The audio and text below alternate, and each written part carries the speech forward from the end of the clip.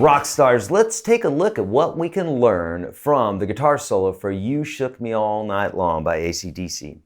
Who knew that in 1983, when my best friend bought this 45 for me, my first piece of music I ever owned, that I would be teaching this lesson. I'm such a big fan of this solo, and there's so much to extrapolate from it.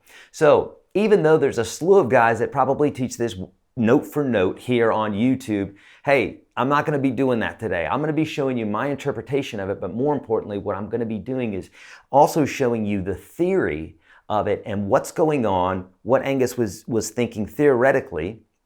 And so with this, you can bring it into your own playing, okay? Some people complain about theory, but if you understand the whys, then you can use that instead of just being able to play someone's solo, okay? So you'll walk away with the solo here. I'm going to be providing some tabs for you.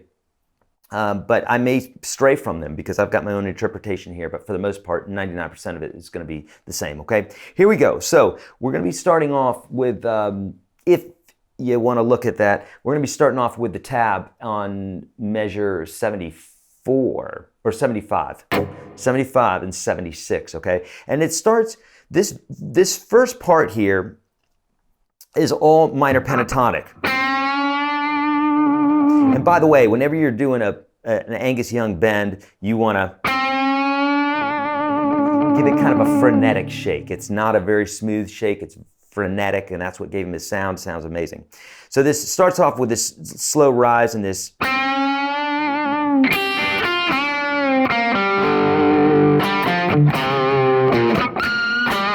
Now let's talk about that. Let's stop there because that's getting into measure 77 here as well. So that's all pentatonic. Walking down, there is a little bit of controversy here about this note. I'm hearing a pseudo harmonic. Some people will say it's a double stop. Either way, you're learning something there, okay? This is all form 1 of the pentatonic scale. Hadn't really even played any blues yet except for that slow bend up. There's the flat 5 right there. Double stop, playing those notes at the same time. Little muffle there, little mute there, and then the pseudo harmonic. I have videos on how to do that. Basically, you're letting the string nick the side of your thumb, and it creates that.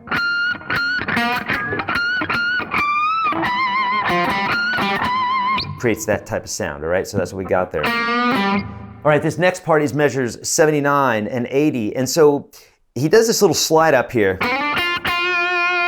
Okay, we're still in pentatonic, minor pentatonic, but then he goes, and you can hear it lift up. It becomes major sounding. And this is where Angus did some really interesting things where he would go in and out of minor and major pentatonic. So I'll show you why it is that it makes it major, but he was brilliant at doing this, like B.B. King, very, very B.B. King-like. So right there, this is the tonic, a G, but this note here is the major 6. 1, 2, 3, 4, 5, 6.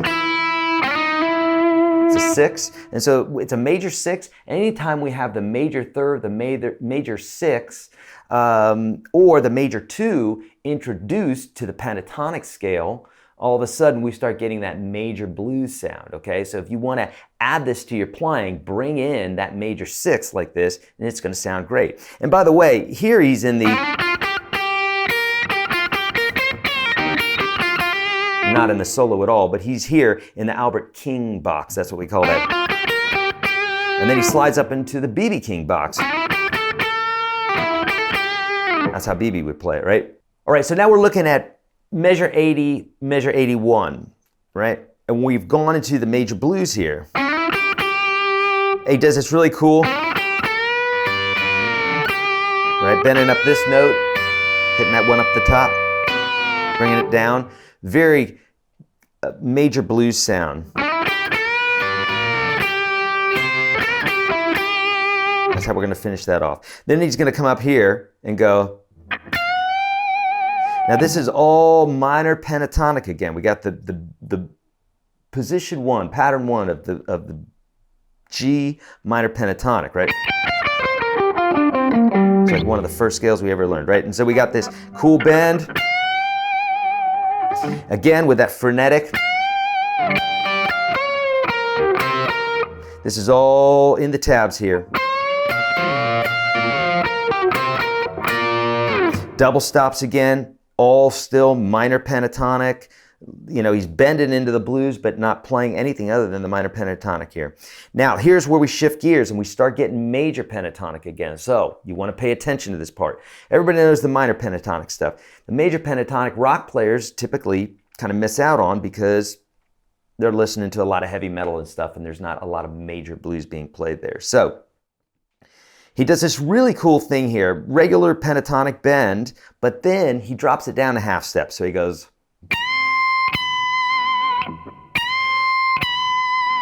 And so what's happening there is normally this is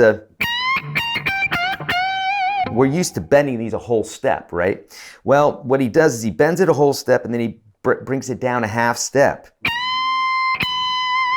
which is the major third of G. So now again, remember I said if we introduce the major 6, the major 3, or the major 2, now we're getting into major blues. So anytime you throw one of those notes in there, you're really dabbling with the major blues. And so he's bringing that note in there, which is just super tasty, and then he adds that vibrato with it. Back to minor pentatonic. Whoops, except for that note. So we got there, that's the major 2. Okay, so we've used the major 6, the major 2, and the major 3. He used all 3 of them here. And when he did, that's when you get that really cool kind of like Southern rock style. Okay, so major 3rd, bending from the major 2, just a half step.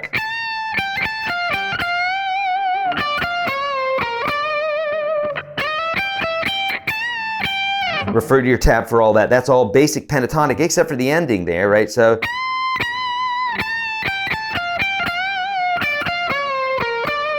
all regular pentatonic, but major. Okay, he's got the major 6 there, and got the major 2 here.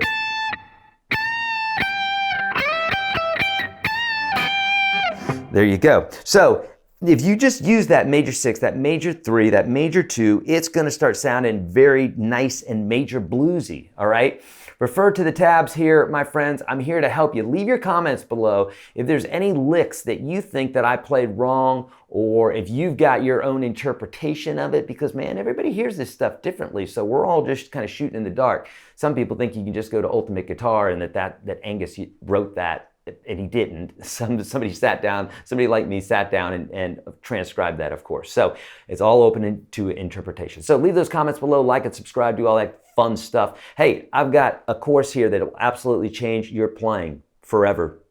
Check it out. Over 600,000 students have already. I'd like you to be in there. All right, let me know how I can help. See you in the next video.